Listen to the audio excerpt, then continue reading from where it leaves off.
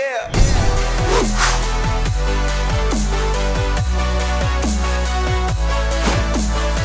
Welcome back to the Gridiron Expert. I don't know if there was a team that finished stronger in 2020 than Iowa. The Hawkeyes started the season 0-2, but finished on a 6-game winning streak and had a decent bowl matchup arranged against Missouri before that game was ultimately canceled due to COVID. The Hawkeyes come in at number 11 in our early Gridiron Expert Top 25, and they carry so much momentum into this 2021 season, a season where they are absolutely Big Ten West title contenders. When you look at this team, guys, they return 13 starters. Kirk Ferentz squad returns 13 starters, 7 on offense, 6 on defense. They're going to have a very, very strong secondary, first off. We'll touch more on that when we do Iowa's predictions, official predictions, later on here in a few months. But a very, very strong secondary. And finally, a semi-veteran quarterback in Spencer Petrus, who finally has a year under his belt as the starter. The biggest thing that I'm looking at with Iowa right now is the fact they lose some of their top receivers like Amir Smith-Marset, Brandon Smith, guys like that. Petrus building chemistry with his pass catchers is going to be so vital to Iowa's success in 2021. The good news is they do return Tyler Goodson at running back. He was one of the better running backs in the Big Ten last year. And overall, when you look at Iowa, we know they're going to have a strong defense. They usually have that year in and year out. We know that Kinnick Stadium is one of the most difficult places to play in the country. A lot of things going for Iowa here. We have them ranked number 11 for a reason. The million-dollar question is, with all the talent they have coming back, can they make their way through what I believe is just an absolute gauntlet of a schedule in 2021? Let's take a look here. And there is one key stretch that we'll talk about first, but Iowa has a brutal opening few weeks. I mean, look at this. Indiana in week 1, at Iowa State in week 2. Both these teams, the Hoosiers and the Cyclones, have the potential to be top 10 teams when Iowa faces them, both on September 4th and September 11th. Both those teams could be top 10 teams. And this could be top 10 matchups, depending on where the Hawkeyes fall in the official AP poll. But you look at Indiana. Indiana, a team that surprised everybody last year, was way ahead of schedule with Tom Allen.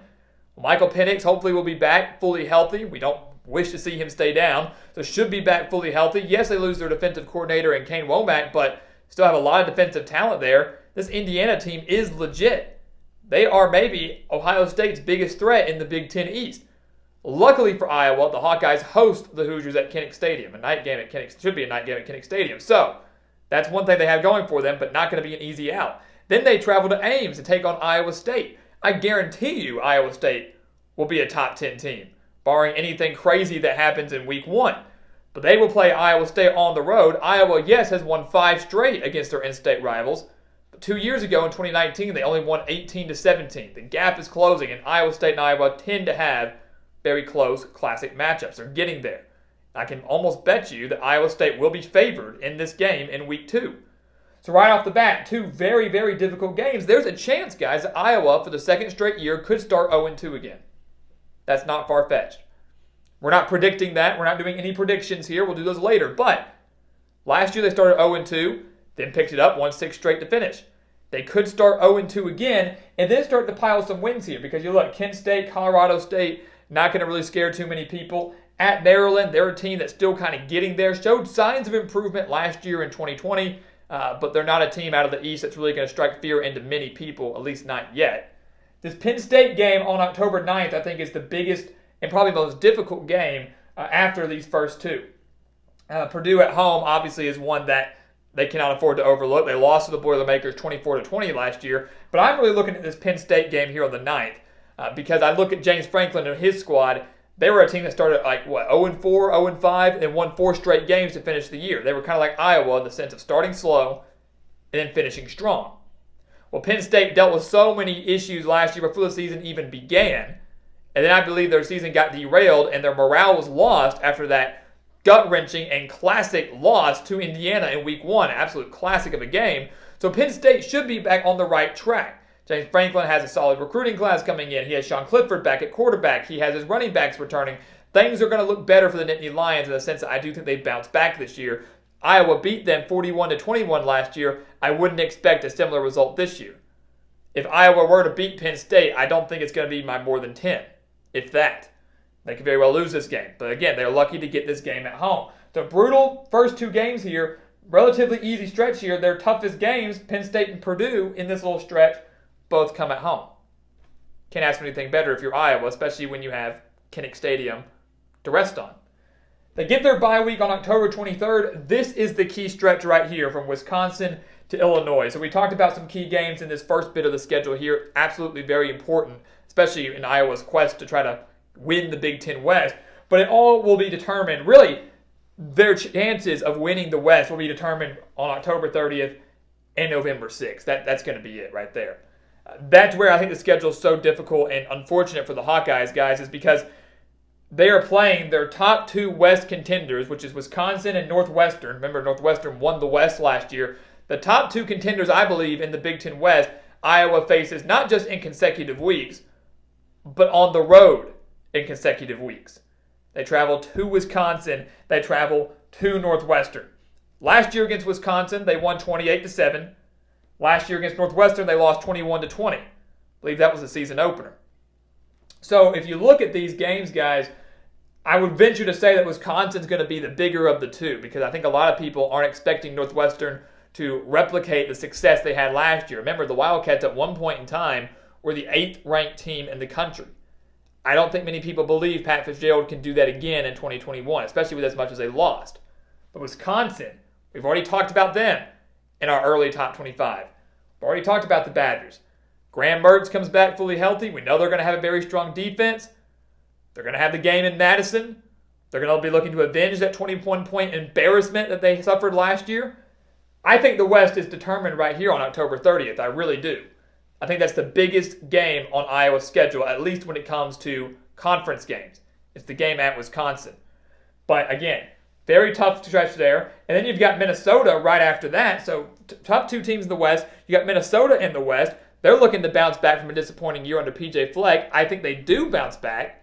I'm not saying necessarily an 11-win season that they had in 2019, but you're going to see a much better team, much better effort, just way more balance across the board from Minnesota than we saw in 2020. Again, a wild year for everybody. And then Illinois on November 20th.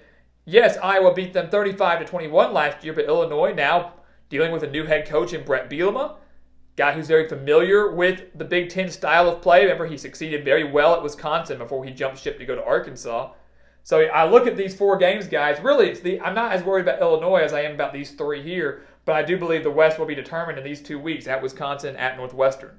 This 4-game stretch here for Iowa is the biggest stretch of the season for them. And then again, you can't forget about these first 2 games against Indiana and Iowa State. Indiana, huge because it's a conference game. And then this little trap game here against Penn State, October 9th. Not a very favorable draw out of the East, if you ask me.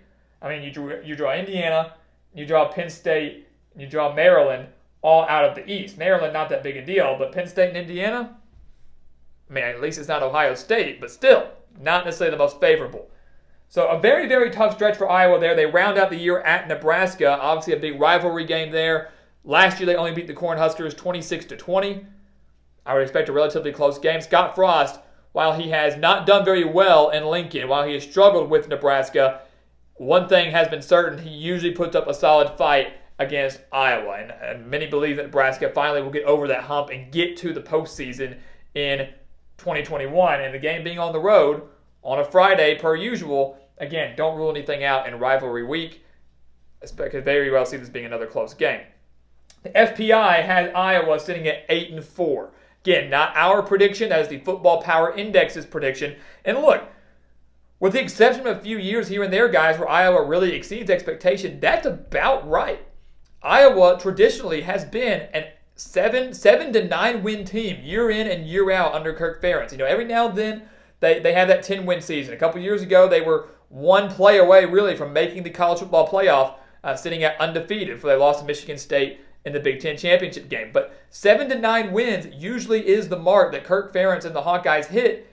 It's not ridiculous to think that they're going to go 8-4 this year. Again, we're not predicting that. But the FPI has it at that, and I'm not even going to argue that right now. Because, again, I mean, Wisconsin, Northwestern, Indiana, Iowa State, Penn State, every single one of those could be losses for Iowa. And then we're not even counting some of these other potential trap games. Because as we always say, any given Saturday, you never know what can happen. But those are their toughest games here, guys. This is a very, very difficult schedule. The Hawkeyes have the talent. Like we said at the beginning, though, the major question is, can they handle it? So, guys, thank you so much for watching us here at the Gridiron Expert on YouTube. Make sure to continue to like, comment, subscribe, share our videos. Share our videos and hit that little notification bell, guys, because we have 10 teams left. We're going to hit the top 10 tomorrow when it comes to our schedule previews. You never know which team is coming up next. So hit that notification button. Do not miss out on these videos. Check out everything down in the description below. We have so much exclusive content and offers for you guys down there that I promise you do not want to miss. So go give that a look. And once again, guys, as always, thank you so much for watching, and we will see you next time right here on the Gridiron Expert.